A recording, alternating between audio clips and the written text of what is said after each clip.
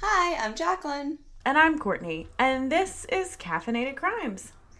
Welcome back. Thank you for joining us again. We're still here in quarantine, so Yeah, our banter has gotten real dry. But I know yeah. some people on other podcasts don't like banter, so maybe you love us because we're just like, here's a funny story, here's a weird story.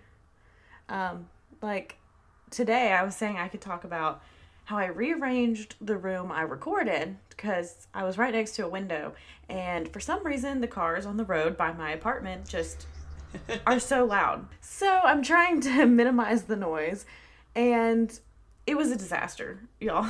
So Kevin and I are moving stuff, and so I have to like take everything off of things to move it. And I have this like 3-shelf bookshelf, and we picked it up and it just fell apart. Like the whole thing. Nails, like just it's trash. Done. So now we're gonna have to go buy a new one because I have a table and a bed just covered in shit. So life is going good, guys. That worked well, apparently. Yeah, we're still trying to figure out our whole audio setup. I've had some staticky issues that I think we've sorted out, maybe. And then Courtney's cars and just all kinds of fun stuff. Then I randomly on one episode had a static issue when I never have. Mm-mm. And it doesn't look like it's happening again and it didn't happen last week. And then I go about to sit down to call Jaclyn, and GarageBand that we record on just wouldn't work. So, guys, it's a Technology struggle. is hard. I don't know. But we're here, and we hope you guys are doing well. Just remember, just always laugh at yourself. When shit goes wrong, just laugh. I mean, Yes. to an extent. Like, to an We extent. do that quite a lot. Always. Nope, I just always. I mean, true, though. Yeah. So, are we ready to get into this one?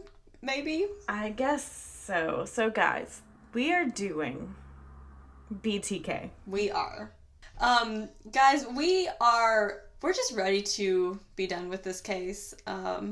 This is a rough one. It's going to be a 2-parter because there's just way too much information to put into one, and each part is still... It could have been a 3-parter. Oh, yeah. Like, we could have easily made this into 3 episodes, but I don't think our souls could handle it because I don't know what it was. Something about reading this book. Like, we read the same book, and I was, like, a little bit ahead of Jaclyn, and I was just like, this is horrible. I don't know what it is, but Yeah.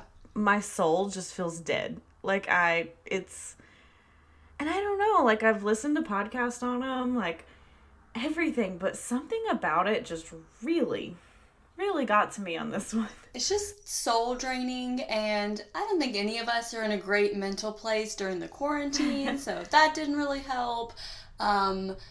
So Courtney and I, and typically we record our 2-parters back to back in the same day, but this week we're like, no, we got to do 2 different days because we need a mental break from this. I was like, Jaclyn, I can't do it. I can't do back to back. I'll go into a real deep depression if we do that. So we're going to do part 1 today, and then when we finish, we're going to stay on FaceTime and work out together, so that's going to be good for our mental health, and we'll do the same thing again tomorrow, and then we'll be done with him, so that's good. And we'll say goodbye BTK forever. Yes. One day the world will say goodbye to BTK forever. Thank God. Not soon enough, but needs to be a little bit quicker. Yes. Yeah, okay. And so our sources for this week, we read 2 books. A Serial Killer's Daughter, My Story of Faith, Love, and Overcoming by Carrie Rawson. Mm-hmm. And that is actually BTK's daughter. And then we also read Bind, Torture, Kill, The Inside Story of BTK, The Serial Killer Next Door by Ron Wenzel, Tim Potter, L. Kelly, and Hurst Laviana. So most of our research did come from this book. Mm-hmm. It relies heavily on articles from the Wichita Eagle newspaper, and that the book is drawn on the newspaper's like archive. And so the Eagle, obviously, when BTK was around, was just publishing articles about it, and they also paid thousands of dollars for the court transcripts to just post them online, so good for y'all. And this book also was the first book to have full cooperation with the Wichita Police Department's BTK task force. So, yes, basically, kind of in the intro of the book, they were really just sick of, books writing incorrect information. And so they teamed up with reporters and the task force and were like, we're going to give you the truth. So if it's wrong, email them. And apparently, just for your information, there is a movie out there. It's not like a documentary style movie. It's like a made for TV reenactment type movie, which I'm not going to get started on my opinion on those about real crimes. But anyway, but according to his daughter, it's not super accurate. So just if you want to watch it for entertainment, go right ahead. But just a little forewarning that it may not be accurate information. So yeah, I didn't realize until this book that there was so much wrong information out there that they were like, yeah, you guys don't understand how wrong these people are. Yeah. So, all right, guys, just sit back, take a deep sip of coffee, maybe a little bit of vodka, maybe some water. Yep. A little Irish coffee. Whatever gets you by. Yep, let's do it. Light up a cigarette, but don't, because lung cancer. Anyway, so we're going to go take it back to January 1974. So the Otero family had just moved to Wichita about 10 weeks earlier. So Wichita is like a really big airplane manufacturing center. So this really drew appeal to Joe Otero, who was like the patriarch of the family. He was a retired technical sergeant from the U.S. Air Force. So him and his wife Julie had 5 kids. So they had Charlie, who was 15, Danny, who was 14, Carmen, who was 13, Josie, which was 11, and Joey, which was 9. So they were getting busy real quick. A lot of kids really close together. Whew. I mean, you had 3 kids under 3 at one point. That's exhausting. Or ish. I don't know, like exact age difference, but yeah, basically 3 kids under 3. Yeah. 3 very young children. So they did have a dog named Lucky, and he hated strangers. Which is good for you, Yes. Lucky. Me too. I feel you, Lucky. So Joe was really street smart and strong. Like, he used to be a champion boxer in Spanish Harlem. So he was in the U.S. Air Force. He was trained well. And Julie also practiced judo and taught it to the children. Which is awesome. Good for you. Yeah. She's like, don't let anyone give you any shit. Nope. Fight them. Sucker punch them. Done. Sucker punch them. So Wichita had this really small town feel.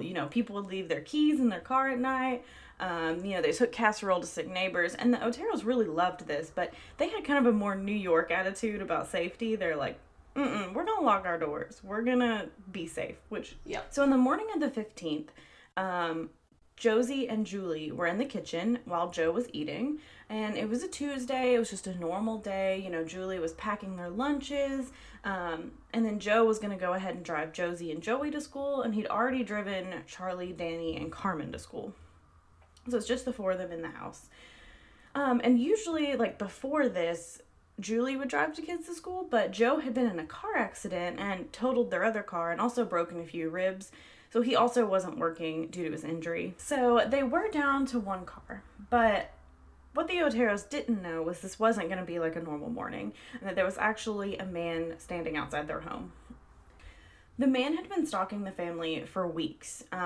So he knew, Julie usually takes Josie and Joey to school. He knows when Joe goes to work. And he'd even followed Julie a few times when she drove them to school and followed her back. He knew their routine, which was changed, but he knew their routine very well. Down to, the minute. It would take her, 7 minutes to get from here to there, and Yeah. which also goes back to how scary it is if you do have a life where you have such a typical routine that someone could watch you like that. So this man outside, he didn't expect Joe to be there, and he also didn't know the family had a dog, so that kind of took him off guard. He thought Julie was going to take Josie and Joey to school, and he was like, I know the husband's going to leave for work. So he had timed his arrival for 8:20 when he believed Joe had already left for work, but he didn't know about Joe's car accident and the fact that they were down to 1 car and that Joe wasn't working. So he'd parked his car a few blocks away, walked to the house. He'd brought a .22 gun, a rope, cord, gags, white adhesive tape, a knife, and plastic bags. And it was 20 degrees outside. He'd crept from the garage to the back door, but it was locked. Like I said, the Oteros were New York-style safety, so they're going to lock doors even if they're there. Yep, which you should. Yes. Always. So he'd severed the telephone line, and the back door opens, and Lucky runs out. And Lucky begins to bark, and he's like, well, okay, I guess this is my time. So he forced the dog into the kitchen, and he came face to face with another surprise, and that was that Joe was home. Things really were not going how this man was expecting. So then a little while later, Carmen and Danny are arriving home from school, and they notice things are looking a little weird. So the station wagon's gone, and the garage door is up, and Lucky was in the backyard just staring at them. So the parents never left Lucky outside, because like I said, he hated strangers, so he would just bark at every single person coming by, which is like one of my neighbor's dogs who barks at like every little noise, and you're like, calm down, it's okay. When they opened the front door, they saw that their mother's purse was lying on the floor with the contents everywhere. Josie had this little purse in the kitchen, and it looked like it had been gone through. The father's wallet with cards were scattered. So they run to their parents' bedroom, and they find them with their hands tied behind their back, and their bodies were stiff and cold, which is just horrendous to think these teenagers finding their parents this way. So Charlie was also walking home and also saw Lucky in the garage door open, and he's like, okay, this is weird, until he walks in and hears Carmen and Danny screaming. So the phone was dead, so Charlie runs next door to a neighbor's house and is just banging on the door, trying to call 911. And so the officers do show up, and Charlie runs up to them and told them what he found. And they're like, please just, stay outside while we walk through the house. And this part just broke my heart, because this was the hardest. Charlie was like, look, we have 2 more siblings. You have to get them from school. You have to warn them. They can't see this. And he's like, my mom picks them up. Somebody has to go pick them up. Somebody has to go pick them up. Yeah. Ugh. Which is heartbreaking. Julie was on the bed and, hanging over the edge, and there was dried blood from her nose. There had been a rope around her neck, but it had been cut, but they did later find out Carmen did that because she was trying to save her mother. So, Charlie's really wanting to be like, look, you got to go pick up my siblings. But unfortunately, the officers did find Josie and Joey's bodies in the house. So Josie was nearly naked, and she was hanging by a rough hemp noose from a sewer pipe, and she'd been gagged. It appears the man who had done this had masturbated on her. And whoever did this had used various knots to tie the wrist and the ankles, and the knots around their throats. And some were taped, and investigators were thinking he might have run out of rope. Joey had died beside his bunk bed.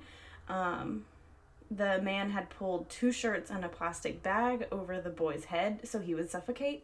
And this was one part with the investigators that they just felt really sick when they noticed there was chair imprints on the floor, which made them believe that he was sitting there watching this young boy smother to death and just watching him, which is just horrific.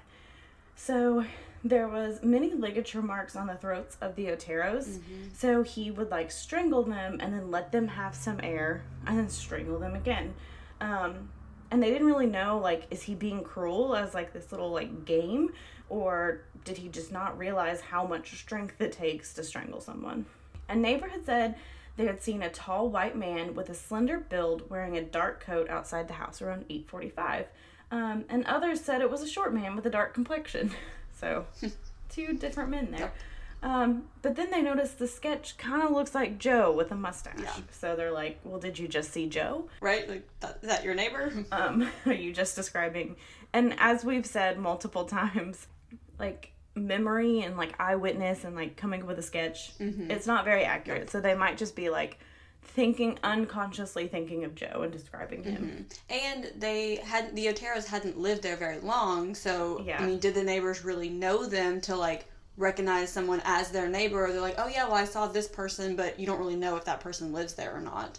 maybe. Yeah, exactly. And Joe had taken the older kids to school, so maybe they were like, this is the guy we saw. And it's like, no, that's Joe. Like, you saw the person who lives there. Yeah. So, okay, the station wagon was found half a mile away at a grocery store. The position of the seat kind of looks like it was someone who was short because it was pulled up. And then the man who had done this had tied so many knots that, like, investigators had to, like, draw them and make notes of them because it was, like, so many just different types. Julie had been beaten before dying, and there was really deep indentations on Joe's wrist, which he had fought to break the bonds. Joey had died of strangulation and suffocation, and Josie had died in a hangman's noose with her hands behind her back. And somehow, don't know how, but somehow, most of the autopsy photos and several crime scene photos were lost. Yep. So. Police of the 1970s. Yep. Way to go, guys. They also noticed the house. The heat had been turned up inside the house before leaving. It's likely to speed up decomp to kind of throw off the time, which I don't know why, really. I guess maybe to think it happened later in the day, but I think it's pretty clear when it happened, like, yeah, you know, before the kids were supposed to go to school, after. Like, the kids are there. Yeah. Anyway, this man is not very smart, and you're gonna find that out real soon. Yep. So, the Oteros were buried in Puerto Rico, and the remaining children found a home in Albuquerque. And I know they talk some in the book about Charlie really went on to have some issues, which understandably so from this tragic thing. But I think it's, like, important, like, to remember, like, when these crimes happen, it's not just the victims who were affected, like, it's their family. Like, Charlie went on, like, to kind of have, like, I think some drug abuse and some run-ins with the law and all this, and it's like, you can change these people's lives, like, crazy, so just don't kill people. Just don't do it. It's a good first step. Anyway. Yeah. So, the police's, like, original working theory was, like, was it someone in the family? Was it drug-related? They really loved this, that it was, like, a Puerto Rican drug something. They loved that idea. They also wondered if it was a robbery gone bad, because there were missing items. Joe's watch, Josie's radio, and some keys were all missing, so they're like, maybe someone just tried to rob them, and they were home, so he randomly started tying them up. I don't know. Okay, yeah, that theory, I'm sorry, I'm not a police officer, but that's the dumbest theory I've ever heard. Like, if they were just, like, shot or something, I can see it being like, oh, somebody just intended to rob them, and they got scared, they got in the way, they saw their face, whatever. You don't tie up and torture people for extended periods of time because they caught you in a robbery. And it was, like, all four, like, in 4 different rooms, well, 3 different rooms, my bad, and, you know, it's, like, different ways that they died, like, yeah, and then they, like I said, they really loved that it was, like, a drug-related thing, which seemed a little racist to me. Yeah, for sure. Like, you know, because they were just, like, there's no other explanation except that this was, like, some drug relationship gone bad, and I'm like, and I think no other explanation? Yeah, nothing. And I think they mentioned too, couple of points I want to make here, but I think they mentioned too that when he was in the Air Force, he spent time in Colombia, I want to say it was. And so they're like, oh, well, I mean, he flew planes in Colombia, so he must have this, like, drug plane, like, what? But then... Like, he was in the U.S. Air Force. Yeah. Of course he was flying planes. Right? Like, he didn't decide to go there. They sent him there. Doesn't make any sense. But I can sort of understand why they're just like, well, there has to be a reason because this is the 70s. You didn't really have, like, this is the beginning of the serial killer, like, decades or whatever you want to call it. You know, so it... Yeah, and they get into that, too, like, when they are talking to, like, you know, different people, and they're like, well, is it? I don't know. It's so early in serial killer research. We don't know. Exactly. So at this time, it would make sense that they're like, well, there has to be some personal connection, and that's just the one that they, like, clung on to. Honed in on. Yeah, and the Oteros had only lived there 10 weeks, so people really probably didn't know him that well, and so they're just like, well, it's a new person. I guess they're into drugs. They're like, there's nothing to, like, go off of, you know? Yeah. Yeah. But, anywho. So, it would be 30 years before the police would identify this man. But they do identify him later, as Dennis Rader. So at this time, Rader was 28.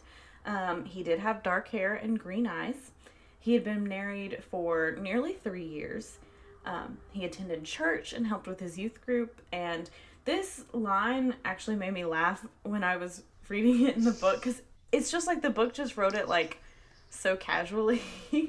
So nonchalantly, like, oh, he went to church and he did this, and then he has dark hair, green eyes. He likes porn, daydreaming, and referred to his penis as Sparky. Yep. And when he finished, he referred to as Sparky Big Time, or SBT. And then it's never really brought up again, but I'm like, what? Yeah, you're like that? Sparky? What the? We will learn that Dennis Rader has lots of fantasies, like terminology. Oh, terminologies. Well, I mean, same thing, but like he has lots of fantasies, but he also likes to like name things, and he refers to things as like he thinks they're like these like he's like a secret agent or something, and he has all these like code words for different things. Yeah. Yeah, we'll get into it, but it starts with him and his fucking penis, Sparky.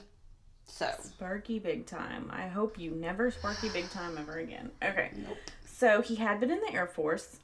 He was a peeping Tom, which I think we know now a lot of times peeping Toms do turn into serial predators in some way or another. Mm-hmm. So he'd break into houses just to watch women undress, which unsettles me so much. Like the idea of I could be in my house, like sitting here recording and someone's in my closet freaks me out.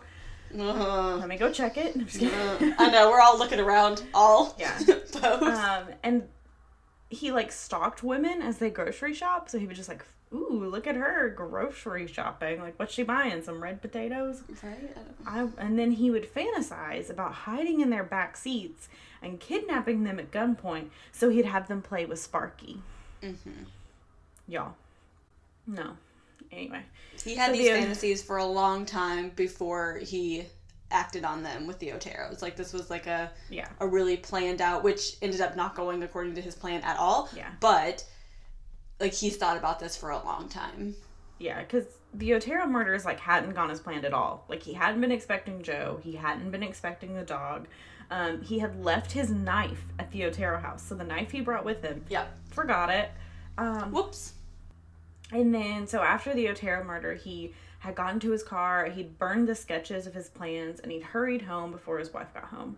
And he had, like, little small trophies, like, he wore Joe's watch, and he wrote everything that happened down, and then filed it away in a binder. And he signed it as BTK. And I'm like, he did this a lot. He would, like, have binders of all the things he had done. Mm-hmm.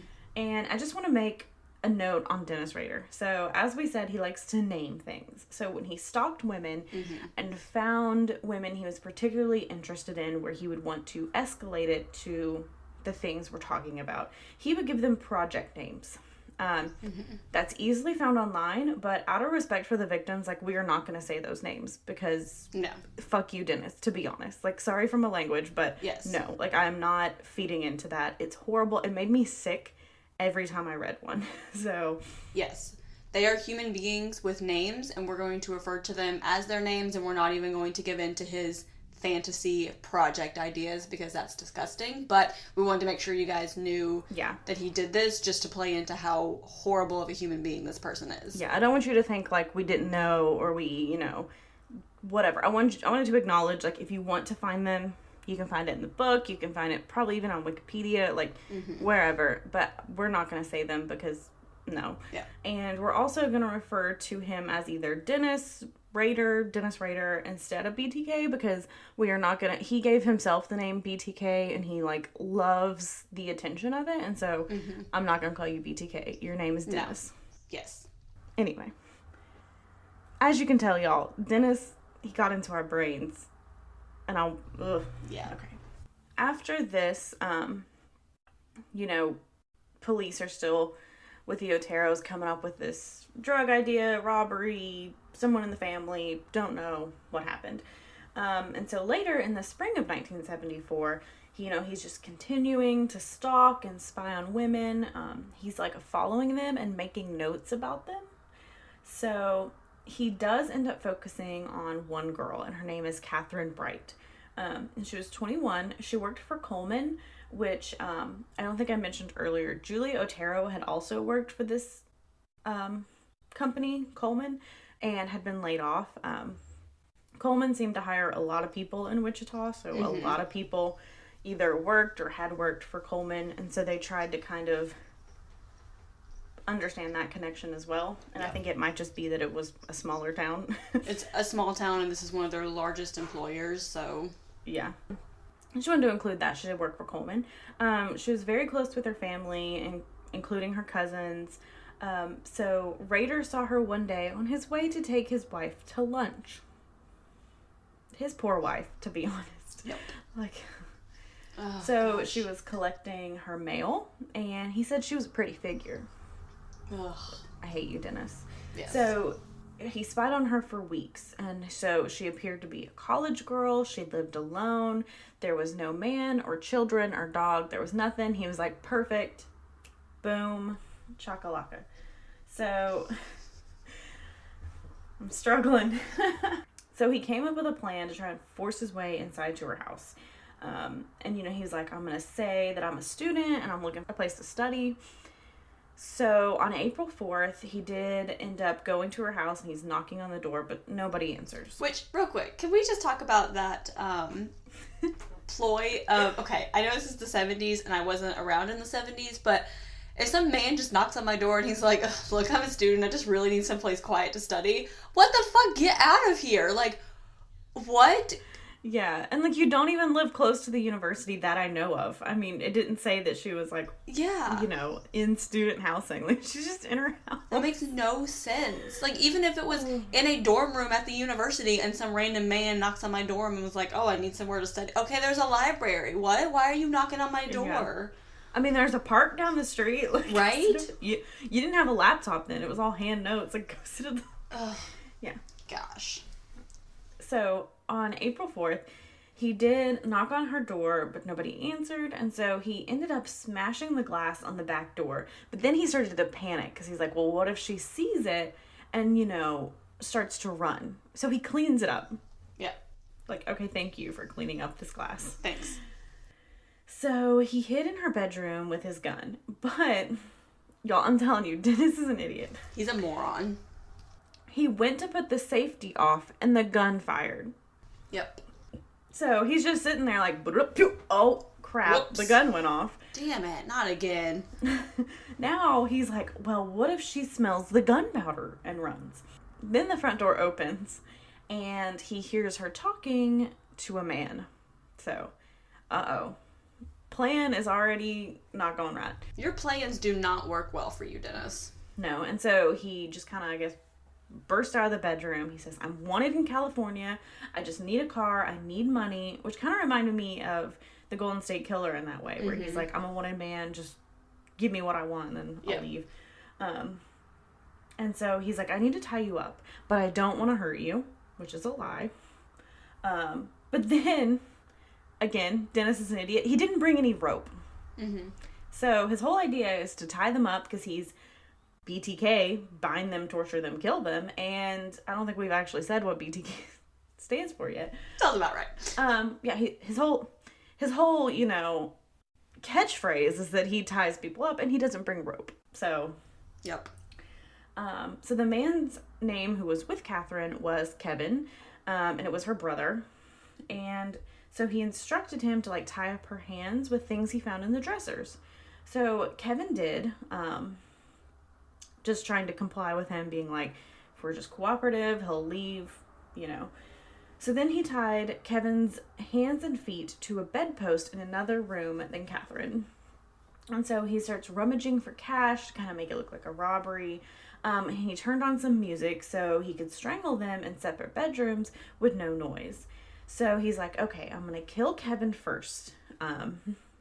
But Kevin, at this point, decides to fight, and he broke the bindings and charged him. So Rader shot him in the head, and he fell, and blood is just pouring out of his head because he was just shot in it. But Kevin's like, nope, I'm gonna leap up again, and charges him again. So then Rader shot Kevin in the face. So Kathryn was now struggling, and he started to strangle her, but she broke free. And he did end up punching her. So he pulled out a knife and did stab her 11 times. And so he hears another noise from the other room, and Kevin had gotten up after being shot twice in the head area and had started running up the street to go get help. So at this point, Dennis is like, okay, well, guess I'm going to leave. Guess we're done here. So Kevin had ran to the neighbors, and he's like telling them what happened, trying to get them to call the police. So they did find Kathryn. So she had crawled out of the bedroom, and she had a phone in her hand. So she was trying to get to the phone to call for help, and her breathing was really shallow, and she did end up dying in the ER. So Kevin was 19, and he had fought really, really hard. Like, yeah. Props to you, Kevin. I know it's probably really hard to live with that you couldn't save your sister, but you seriously fought so hard, and that's important. So he said the killer was, like, much bigger than him. He was probably, like, 5'11", 180 pounds, late 20s, a light complexion, like a mustache and some dark hair. He had a silver wristwatch on, which we do know is Joe's wristwatch.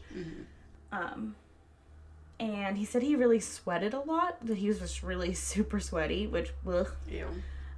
But Kevin's descriptions were sometimes a little bit conflicting, but he was shot in the head. Twice. So Dennis hid the weapons that he'd used in his parents' shed, and he burned his bloody clothes and shoes. So it had occurred to some people, like some detectives, that maybe Kathryn's murder was related to the Oteros, especially since the whole Coleman Works relation. But the cops are just really believing Oteros was a Latin American drug connection.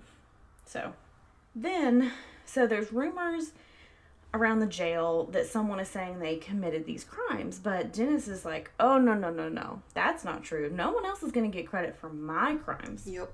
So Dennis is starting to get a little cocky because he's like, excuse me, it's me. I did this, and I need everyone to know that it was me, but not really me because I don't want to go to jail, but you can't take credit for it. Yeah, exactly.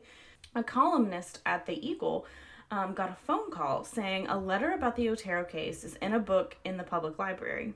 So this columnist told the cops, and the cops go and they find the letter right where they said it should be, which was inside an applied engineering mechanics book. So there's really, like, a lot of typos in this letter, and they're like, do you have, like, a disability? Are you trying to disguise your voice? They even kind of later thought, well, maybe English isn't his first language, so maybe, he's misspelling these words. So the letter did start, I write this letter to you for the sake of the taxpayer as well as your time. Those 3 dudes you have in custody are just talking to get publicity for the Otero murders. They know nothing at all. I did it by myself and with no one's help. There has been no talk either. Let's put it straight. So then I'm going to stop there because the letter goes on to describe accurately how all 4 Oteros were found, as well as the ropes and knots they were bound with. He kind of just started rambling about how he is sorry that it happened to society and there's a monster in his brain, and just kind of rambling. And he'd already chosen his next victim, and he signed it, yours truly, guiltily, and misspelled guiltily pretty badly. And then he kind of put a PS about his MO being BTK, bind them, torture them, kill them. Yeah, and this is the first time that phrase is referenced. Yeah. So he kind of was like, here's my name, here you go. And I think later he was like, do you not like that name? Because I have other options. Yeah. I mean, it's my favorite, but if it's not your favorite... Like, you can call me one of these other things if you want, because I have names for everything. So, the letter had details that only the police and the killer knew, so they knew it was real. It was a lead, but they're like, we're not going to publish this. We don't want copycats. And they were really scared publicity would encourage BTK to kill again. So, like, he's like, I'm getting famous for this. I'm going to keep doing it. And so they're trying to, like, kind of turn his ego against him and kind of make him think nobody cares. And so the Eagle did think it was a bad idea to publish the letter, but the Wichita Sun published it 2 months after it was found on December 11th, 1974. Kathy Hinkle had received a copy from an anonymous person. It really frightened people, but it also kind of prompted them to start taking more precautions. And a psychologist said that it was possible that not publishing the letter could also prompt him to kill again. Like him being like, I need the attention, please publish this. So they don't really know what to do, you know? Yeah. And at this time, police had interviewed 1,500 people about the Otero murders, and now with this letter, the tip lines were lighting up. And at this time, Dennis had began working for a security alarm company called ADT. I think we've all heard of it. And so after the murders, ADT's business was booming. And so Rader was now taking a job installing security systems inside people's home. Yep. That's also frightening. Very much. So, between the letter in 1974 to early 1977, there was no more letters from BTK. There was no more leads. Dennis was installing home alarms, and he was attending Wichita State University. His wife had just given birth to their son, Brian. So, Dennis, according to people who knew him, said that he adored his wife, Paula. But also years later, Dennis was like, well, you know, Paula and my kids and work, they just got in the way. It's like, they got in the way of your killing spree. Okay. So sorry for you. But do not fear, during this time of no murders, he just kept stalking women. Yep. So he's just doing something else. So March 17th, 1977, his wife was at work, working to provide for their family while he's on spring break. And he gets all dressed up in a suit. He puts some tools in his briefcase. He grabs a picture of, like, his wife and his son, which is disgusting. If Kevin ever used a picture of me to, like, lure someone to their murder, I would kill him myself. I mean, I would hope that... Anyway, yeah. I'm saying if. It's a big if. Yeah, like... Look, Kevin would get caught in a heartbeat. He doesn't think anything through. Well, neither did Dennis Rader, and he got away with it for quite a while, but... That's true.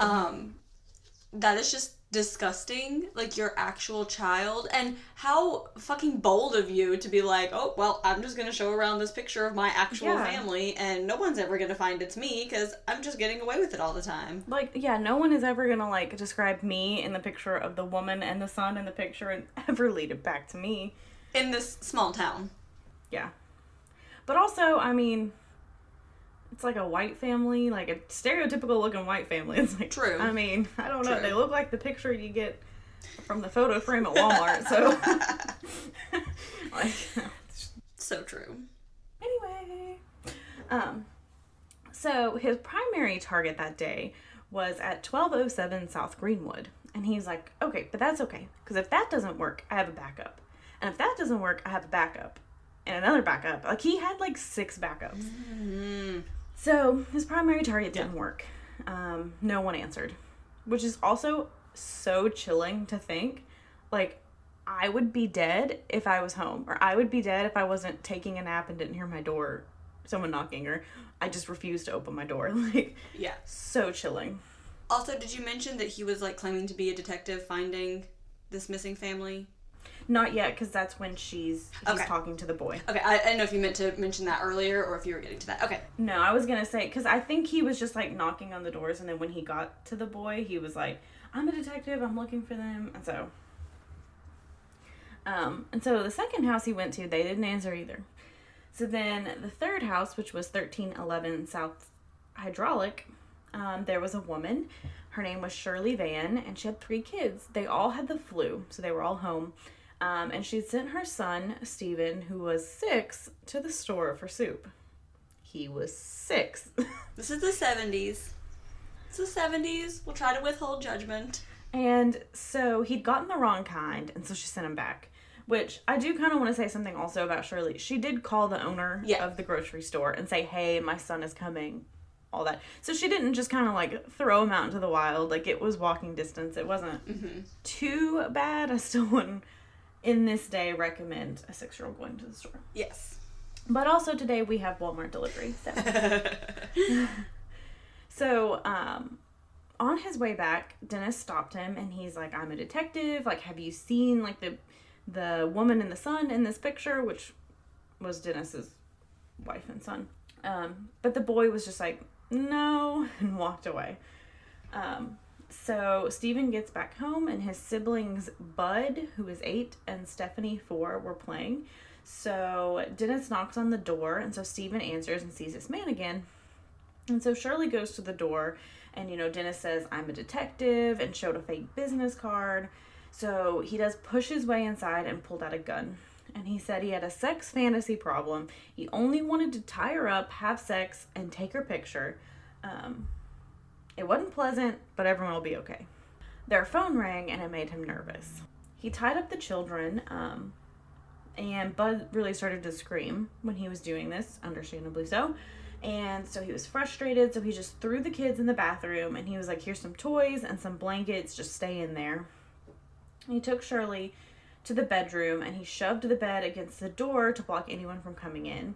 He wrapped her with tape, said it got him under control a little bit quicker so he could tie his fancy little knots, and then he tied up her wrists and ankles, and he fixed the knots where it would strangle her more every time she struggled, which, oof.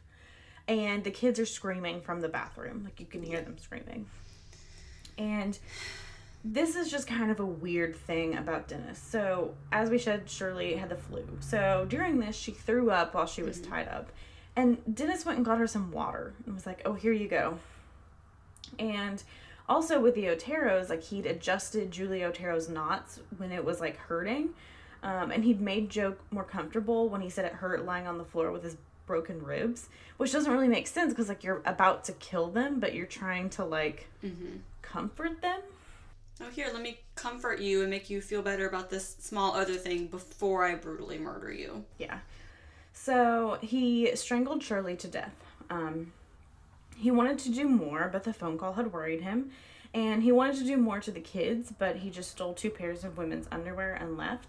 He did fantasize about children because with the Oteros, it was Josie, really, that he wanted. Like the young, I think she was 9. Yeah. Like, that's the one he wanted, and everyone else was just kind of in his way, which is disgusting. So, eventually Bud did break a window in the bathroom and crawled out of the house and to their mother's room, and she wasn't moving. So the kids had flagged down neighbors to call for help. The dispatchers tried to administer CPR, but it was too late. And some of the detectives there were like, "This looks really similar to the Otero case." And a lot of, like, other cops as well are thinking the same thing. Like, I think this might be kind of a connection. But others really didn't want to believe it. And it kind of became, like, an arguing point. Because they're like, well, if this is BTK, he's officially a serial killer. And we're not really ready to claim him as such or set off, like, a panic that we have a serial killer in Wichita. Yeah. So, but, like, one of the Eagles' new reporters, Ken Stevens, was like, "I don't know, I'm thinking these might be similar." So he writes a story, like, talking about all the similarities between the Otero and the Van crimes. And they're very similar, but there's also a few differences. With the Vans, there was no semen. There was no cut phone line. The Otero children had died, but Shirley's children had lived. And so it's, very odd. So the police did interview the children, and poor Stephen had so much guilt. He felt like it was his fault. Like, he let this man in, and this man killed his mother. And it's just heartbreaking. I know he also, like Charlie, went on to have some issues, which, I mean, how can you blame him when something like this happens to you? Like, it's horrible. And especially, like, it is, sorry, spoiler alert, it is a long time before Dennis is caught and arrested. And so these children have to grow up and be middle-aged adults before they find out what happened to their family. And so, of course, you have to be, like, worrying the whole time, like, was this personal for some reason? Is he going to come back for us, too? Yeah, it's horrible. So, police finally reject the idea that the Otero murders were a drug-related revenge killing. But they do come up with a theory that it's a sex pervert who just chooses his victims at random. Possibly a serial killer. But people aren't really believing this detective. So other cops, his bosses, and the FBI are like, "No, that's rare. That's not it. They're rare. It doesn't happen." Yeah. So, and they also said serial killers, like, have to kill. And this guy, you know, took almost 3 years off, so they're like, it can't be him because, you know, serial killers just have this urge to kill. They can't not do it, and so they're thinking, well, no, it's probably something different. And now, Jaclyn, please take over, because I've been talking too much. Okay, here we go. So, now we're going to jump a few months to December 1977.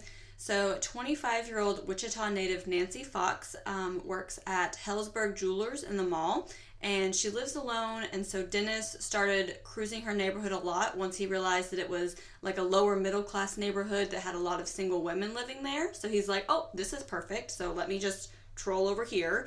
And he even went into Hellsberg Jewelers and bought cheap jewelry just so that he could like see her up close and like talk to her. And he found out her name by peeping in her mailbox to see the name on her envelopes. And that's a crime. Yes. Well, is it? Yeah. I know opening mail is, but is going through the mailbox, that's a crime too, right? I think so. I think even like opening it, yeah. I thought so too, but then I was like, ooh, is it? Because I think you can get in trouble for putting like flyers in a mailbox. And I think you get in trouble if you like steal someone's mail. So yeah. Yeah. I think that makes... You know what, Dennis? Let's just add something on. I don't know. Yeah, it's the least of your crimes, but we're going to make sure everyone knows that it was another crime you committed. Yeah. So he didn't see a man or a dog nearby, and the apartment next door to her was vacant. So he's like, okay, this is perfect. And as Courtney said before, like, he's still stalking multiple women, like, all the time. He's still working for ADT, and so he often, like, combines the two, and so he'll stalk women while he's in the ADT van, which also makes him seem less threatening because you're someone who's there for a purpose. Yeah, like you see the ADT van and you feel safe because you're like, well, they're gonna, you know, that's security. So ironic. They're gonna protect us. And yeah.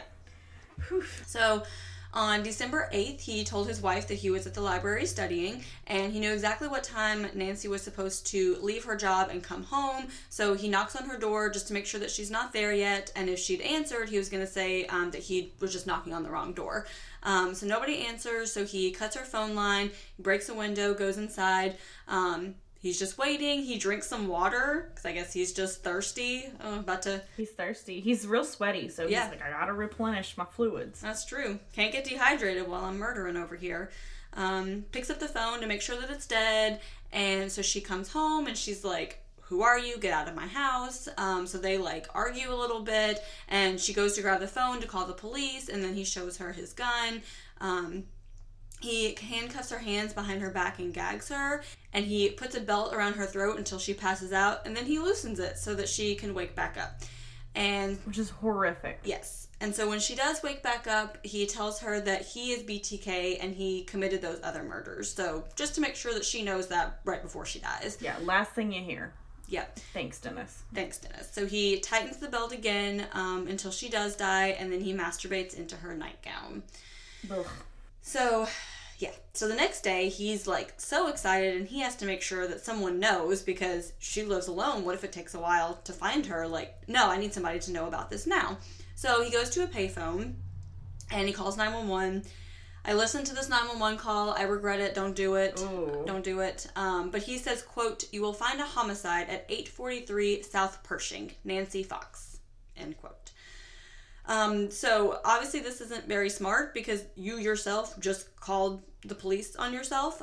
So he's like, oh, damn it, I'm probably going to get caught now. But he waits a couple weeks and he's not arrested. So he's like, oh, okay, maybe not. He's a cool. Yeah, this works. Sweet.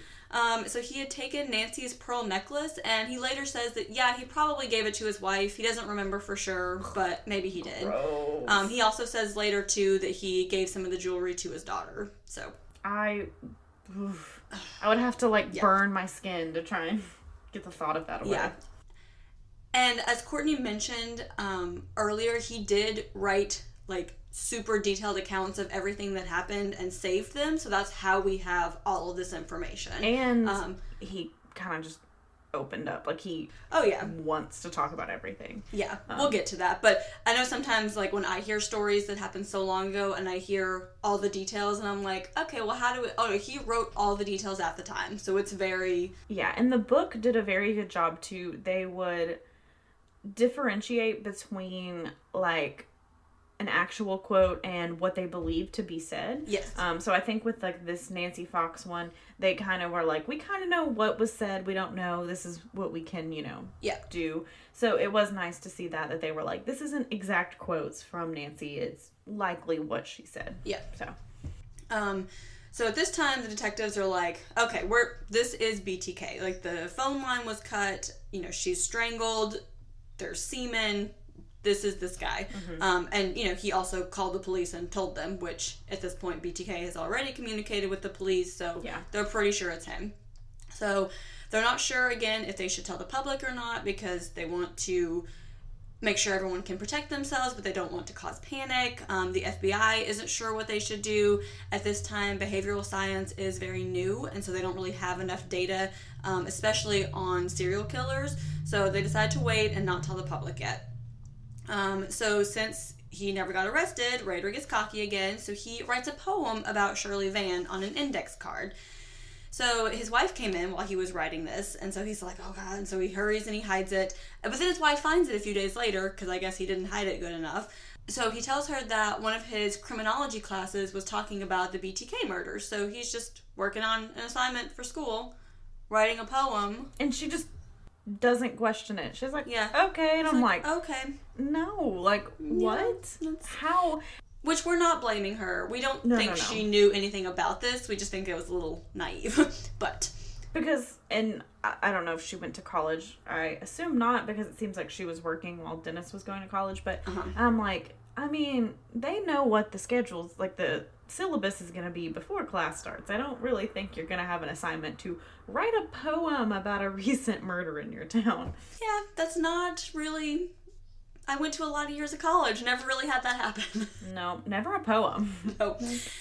So then he rewrites the poem because he's like, well, I mean, gotta make sure she doesn't know this with me. And so then he mails it to the Wichita Eagle. Yeah. And so the poem said, quote, Shirley Locks, wilt thou be mine? Thou shalt not scream, nor yet fee the line, but lay on the cushion and think of me and death and how it's going to be. BTK poem for Fox next, end quote. And like we said before, it is very, there's a lot of misspellings and grammar issues and things that don't make sense in all of his letters. Yeah. So the Wichita Eagle is like, okay, we're just going to file this away as a dead file.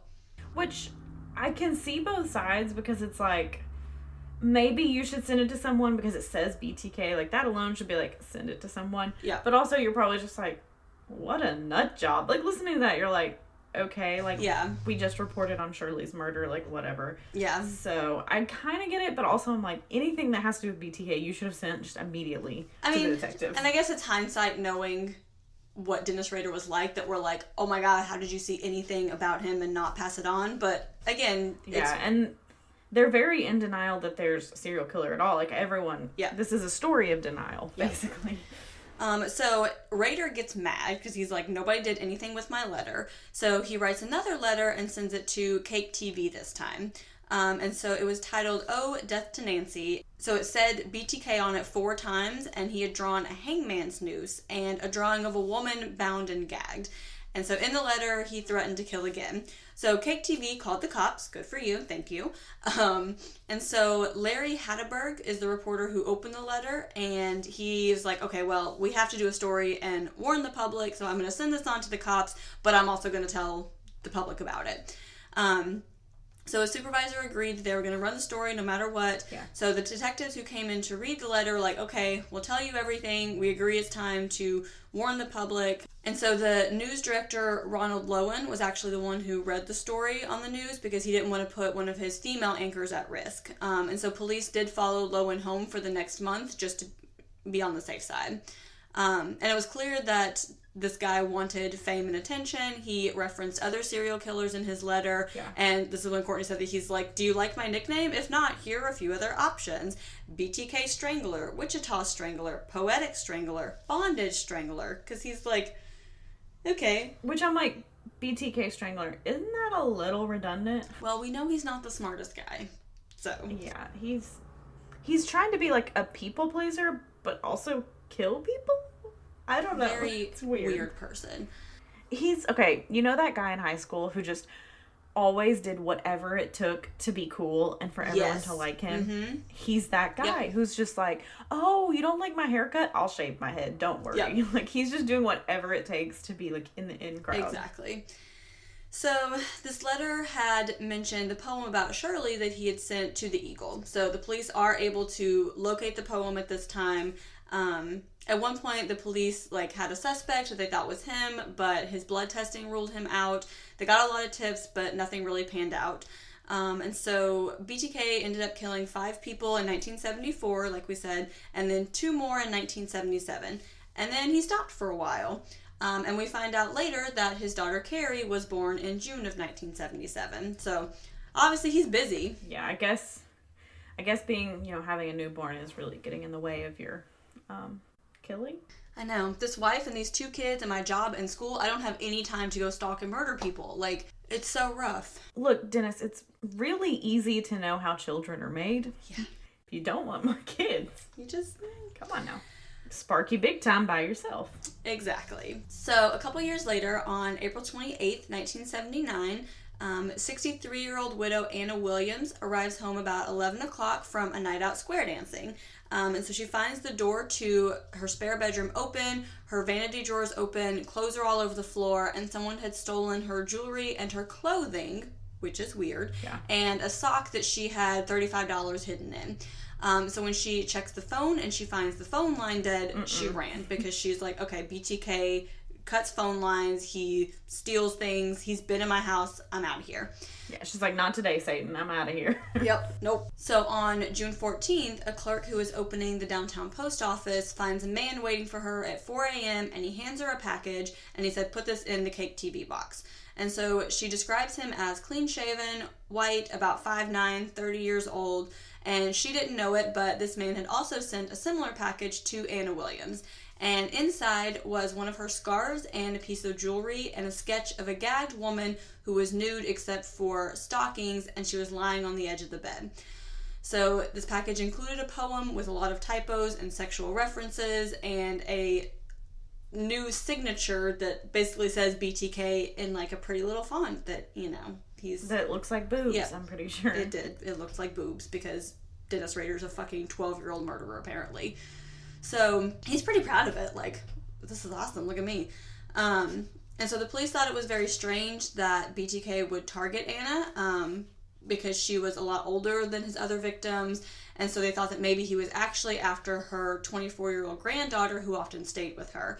So Anna's like, well, I'm not going to wait for the police to find him. I'm out of here. So she moves out of Kansas. Which I'd probably do the same thing. I'm like, yeah, you don't know who did this? No, I'm leaving. Yeah, bye. Later. So police opened up to the newspaper about secret details, but they promised not to publish them until after he was caught. And so this kind of took the relationship of the police and the media to a new level where they kind of cooperated more with each other. The media and cop relationship is always strained, and it even gets strained in this story later on. But I think they're really trying to be like, look, let's work together. Like, we just want to catch this guy. We just please don't publish this because we don't want copycats. We want to catch our guy. So they're trying to work together here. So the Williams letter did bring some new leads to the police department. So they noticed that the letters had been photocopied. So he didn't send like the original. He photocopied it several times apparently, and then sent it off to them. Which I thought this next part was so fascinating. Like, it was my favorite part of the book. Yes. Because the book was good. It was a great book. It was well written. But the book sucked because I had to listen to BTK's ramblings and his murders. Yes. This part was so interesting. This was so interesting. So I guess back in the 70s, 80s, 70s. Sometime. There. I was like, what time is it yet? I don't know. So you had like Xerox experts who could tell where things were copied. And so they had this one guy that was like really into it, super knowledgeable. And so they eventually figured out that it was likely that he copied the Williams letter at the downtown library and that he definitely copied the Cake TV letter on a machine at the Life Sciences building at Wichita State University. So I guess there's like things in each copier that like the way that it prints that is like a fingerprint kind of thing that shows that it was definitely this copier versus a different copier. And I mean, they spent a lot of time so cool looking at like every Xerox machine in Wichita. Yes, exactly.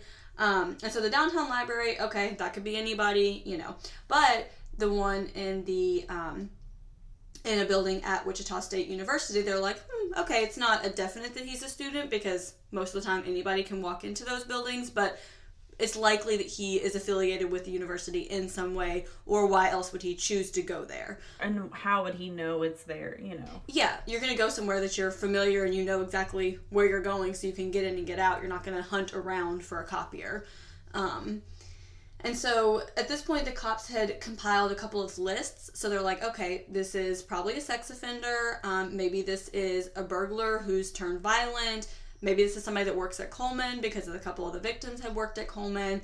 Animal abusers. So they just kind of had a couple of lists of people that they thought were likely to have committed these crimes. And so they're now adding Wichita State University students to the list, and they're trying to compare them to see if any of the names show up on multiple lists.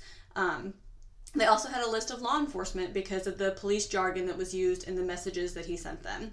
Yeah, because even the police, they were like, if you think, we're a suspect, okay, we'll investigate ourselves. They're like, yeah, full transparency, we're gonna just try to find this guy. If you think it's me, I'll test, I'm fine. Go ahead. So in 1984, so this is 10 years after the Oteros murder, city officials approached Chief LeMunyon and asked him about BTK.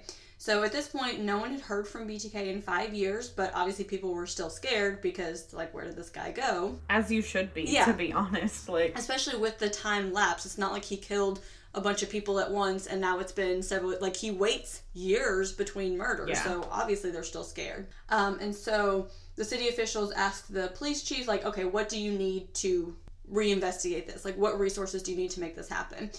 So he said, money and manpower that I can't spare. So they're like, okay, we want to make this possible. We can't give you more money, but you can make some temporary adjustments in your budget. They gave him a personal computer, which again, this was 1984, so this was a very new thing. And that would save thousands of man hours to be able to crunch numbers, look at large amounts of data, and give the cops the ability to quickly compare those lists of suspects. Because that's the thing, too, back then in, the 80s, it was, handwritten notes, handwritten everything. Yeah. So today, you might be able to be in a system and, type a name, and it pop up, but then it was just people just sitting there reading lists. And I know for hours, I've looked through stuff, trying to compare stuff, and I miss things all the time. So exactly. So this is a huge deal. So the chief formed a secret task force, and so the task force got all of the evidence together, and no one was allowed in the evidence room except for this task force. So they went through all the reports, they re-examined all of the men who had previously been ruled out, they continued making these lists of names and comparing them, and so obviously the man that they were seeking was on the Wichita State University list, but they didn't know it, and he also didn't appear on any of their other lists because he didn't have a criminal record. There was nothing else that really made this one name stand out. So he was on a list, but obviously there are thousands of people on this list. And so at this point, the task force officially connected Kathryn Bright with the other murders, and they added all of that evidence into their research. So they narrowed down a list of 30 men in Wichita and another 185 men elsewhere, and so they wanted to get blood samples of all of these men to rule them out. Most of them were happy to give the sample to eliminate themselves. They even tracked down the wives, the former wives of some of these suspects, to see if these men were into bondage or anal sex, because in the BTK poems, drawings, he really liked to highlight the butts of women. So they suspected that he had a real fascination with butts. Yep. All of these suspects were eliminated by blood tests, and so they had to start making new lists. And in October of 1984, which that was the month my brother was born. Anyway, so I just always think of those things when I see them. I'm like, oh, so at this time, Yeah. FBI criminal profilers, including Roy Hazelwood, provided the cops with a first detailed impression of who they thought BTK was. So they thought that he practiced bondage in his everyday life, that he was a sexual sadist, control freak, that he could interact with others only on a superficial level, and they thought that he likely collected bondage materials and read crime books and detective magazines. So just remember those little fun facts. Anything we bring up, trust me, there was 40 pages of notes in our Google Doc. Things we bring up, they have importance. We narrowed it down. Yes. If you want the full, every little detail, read the book, but we're just trying to give you what we can. Yes. Okay, so now things get worse, as they tend to do. So in April of 1985, Dennis has been stalking 53-year-old grandmother Marine Hedge, who lived 6 houses down from him. So her husband had died the year before in 1984, and she was working at a coffee shop. So he timed like her comings and goings. He looked to make sure she had no other men in her life. He even visited the coffee shop that she worked at. And so he's like, it might not be a good idea to murder somebody who lives so close to me. But also at this time, like, he's getting older and he's lazy, and so he's tired of like trolling around looking for women and scouting the back alleys and planning escape routes, because he's like, okay, I'm just gonna go ahead and use my neighborhood. It's convenient. Yeah, he's like, I've got to help these kids with their homework, and my wife is nagging, and right. This is me being sarcastic. I'm not saying these are real things. Please don't talk about your children and wife that way. But just to be sure. But he's like, I'm just tired. I'm just gonna go down the street. Yeah, it's fine. So on April 26th, he decides to use a Cub Scout outing with his son as his alibi.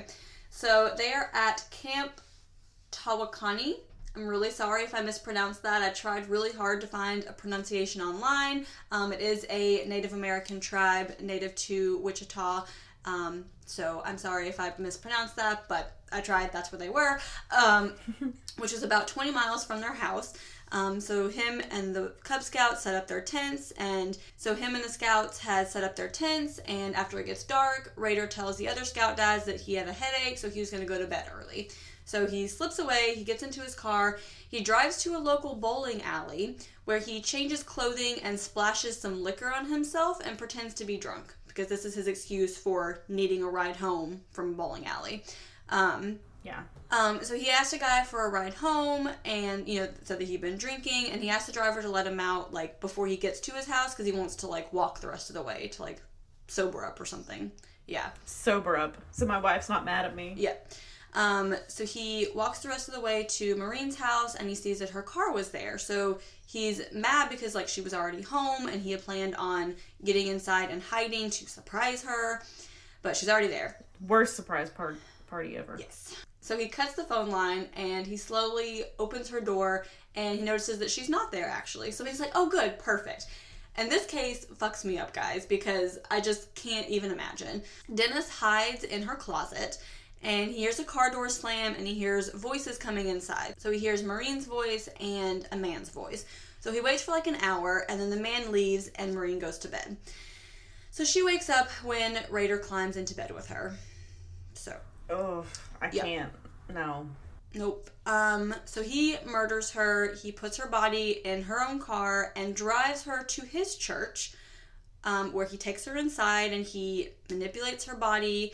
He binds her. He takes pictures, and then he dumps her and he goes back to his Cub Scout trip. So. Yeah, and he had a key to the church because he was like a high member in the church. I don't remember what he was, but he had a key. Yeah. So her body is found 9 days later. It had been hidden under some brush in like a wet ditch northeast of Wichita. She was strangled and her body was decomposed and animals had gotten to her. Her purse was found a couple of miles away, and there were knotted pantyhose that were found near her body. So the pantyhose made the police wonder if this was BTK. But as far as they knew, he had only ever killed in Wichita, and so he lived in Park City, which was kind of outside of Wichita, and so that's where Marine lived. So it was unusual for a murder to take place there, and he'd never killed anyone over the age of 38, and he'd never taken a body outdoors before. So a lot of different things with this case. And the previous murders, all of the addresses had the number 3 in it, but Marine lived at 6254 Independence, and so they're like, okay, a lot of things that don't line up here, but the phone line was cut and she was strangled and the pantyhose were nearby. And it does seem almost like the 3 was kind of a coincidence because, like, in the Shirley ones, like, his first, target was like a 1207. Mm-hmm. So it kind of seemed like it just happened to all had a 3 in it. Yeah. But at this point, officers don't know anything. Like, you're going to grasp at any straw you have. Yes. Go with whatever you can, for sure. So the next year, September 16th, 1986, Rader starts stalking another woman who was 28-year-old mother of a 2-year-old Vicky Wegerly. So he knew that she had a husband, but he worked during the day and she spent most of her time home alone. So he's like, okay, it's fine. I'll just do it during the day so her husband won't be here. And he would listen outside her house as she played piano. This case this is the one that, really messed me up. I play piano, so the idea of someone just, listening to me and just everything that happens with this one, This one's rough. It made me This one's so rough. They're all rough. Yeah, true. This whole case, guys. Are we done with this man yet? Okay. So he decides that he's going to be a telephone repairman. And so he actually goes into several other houses in her neighborhood because he's like, okay, she'll see me driving around, going into these houses. So I guess he just went in and played with their phone for a minute and then left. Yeah. So by the time that he gets to her house, she'll be like, okay, I've seen this guy, it's fine. So she didn't really want to let him in, but she's like, okay, whatever, because he's like, I just need to check your phone, it'll be really quick. So he saw her little boy playing in the living room. He then pulls out a gun and tells her to go to the bedroom. So he makes her lay down on the bed and he ties her up, but she was able to yank her hands and break the bond, so she began to fight him. And she had a dog who was outside and heard the fighting and kept barking. So he's like, oh, nothing's going according to plan again. So Rader hits her in the face over and over. He grabs her throat. She continues to fight. They fall off the bed onto the floor, and I guess he didn't bring rope again, but he sees her pantyhose nearby, so he ties it around her neck. So he just kills her quickly, and he doesn't have any time to do anything sexual to her body because the dog's barking and the kid's there, and he's like, oh, poor Dennis. I know, I have to hurry. Poor me. But he does find the time to pose her body how he likes and take pictures with his Polaroid camera. So then he gets all of his things and he gets into her car, which was a Monte Carlo, and he drives away. So he ditches his briefcase with all the supplies as well as the clothes that he's wearing. He parks the car on the street and walks back to his van that he had left on the street and leaves. So now things get worse, like they do. So her husband, Bill Wegerly, comes home that day for lunch as he planned, and he actually passes the Monte Carlo on the way, and he's like, oh, this looks like my wife's car, but then he saw it was a man driving, so he's like, oh, okay, it just must be a similar looking car. So when he gets home, he sees that the car is gone, but then he gets inside and he's like, okay, Vicky is also gone, because where she was in the bedroom, she was on the floor behind the bed, so you couldn't really see her unless you she was kind of hidden. Yeah, unless you walked around. So he assumes that she just left. So he's annoyed that she left their 2-year-old son home alone. Understandably. Yes. So he's like, okay, I'm gonna make lunch. Hopefully she'll be back soon. And so 45 minutes go by and he's like, okay, this is really weird. Where are you? I have to get back to work. I can't leave my son alone. So then he starts walking through the house, and that's when he finds her. So he calls 911. He tries to cut the leather shoelaces and the nylon stockings off of her. And the dispatcher started CPR even though she appeared to be dead, but they moved her from the bedroom to the dining room, I guess onto the hard surface so they could try CPR. Because they couldn't really get to her at all where she was. Yeah, there wasn't enough room. And so her hands were tied behind her back and shoelaces were around her ankles. And so the cops are like, okay, so this guy did this in front of the kid. So she was taken to the hospital where she was pronounced dead, and the cops obviously suspected the husband first, as is standard procedure. And I guess Bill was a guy who never really showed a lot of emotion, which his friends said that was just kind of him all the time. But to the cops, they're like, this is kind of weird. This guy seems very cold-hearted. There's something going on here. So they take him to the station. They're interrogating him. So they say they're going to do a lie detector. So he fails a lie detector, but the police later said that you should never give a polygraph to a family member right after a traumatic experience, which would make sense. And his family is there, and I guess they can hear the cops interrogating him. So when he goes to the bathroom, they yell at him and they're like, stop talking and get a lawyer. So he's like, okay, and he did. How loud were the cops yelling at him? Right? That they could hear everything. So the doctor who performed the autopsy said that the killer had strangled Vicky so hard that there was internal bleeding in her throat. And like I said, she had been beaten, and the injury showed that she fought, and there was a bit of skin under one fingernail that she had got from her attacker. But the doctors didn't find any evidence of sexual assault because, like we said, Dennis ran out of time. So the police never charged Bill for his wife's murder, but for the next 2 decades, most of the cops and the people in the town thought that it was him. And so the BTK task force looked in the house, and they're like, okay, we don't think that this was Bill, that it might be BTK. And her 2-year-old son had said that a man hurt mommy, so it's kind of weird that he would say that if it was actually his dad. And they didn't think that his dad would hurt his mom in front of his son. They're like, that's... in front of him, yeah. Yeah.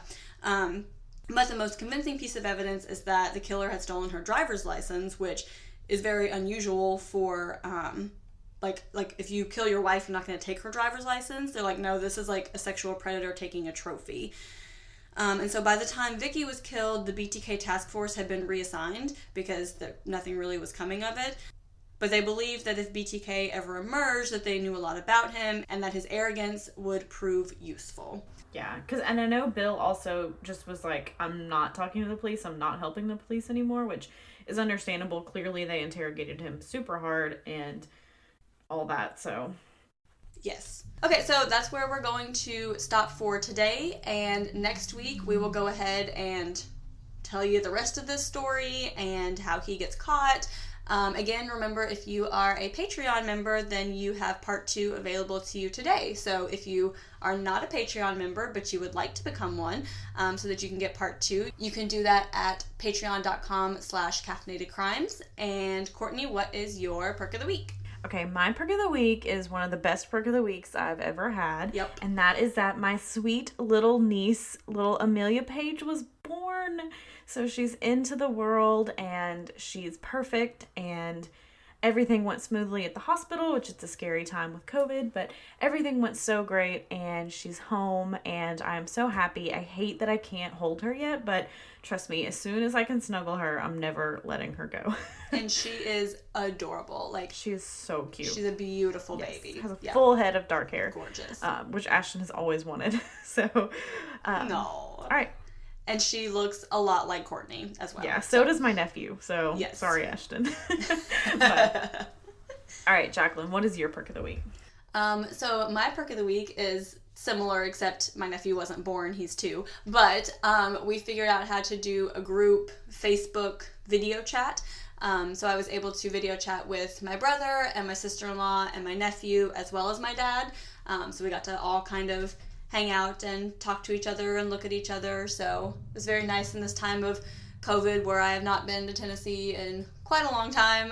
It was nice to be able to see everyone and talk to them, and yeah. Yeah, because you were supposed to have seen them by now, so that really sucks. Yes, very much so. But as soon as all this is over, I will be there to see and squeeze and love and hug them in person, as well as Courtney. Yes, so. As well as me. I can't wait. I cannot wait to squeeze and hug and love Courtney.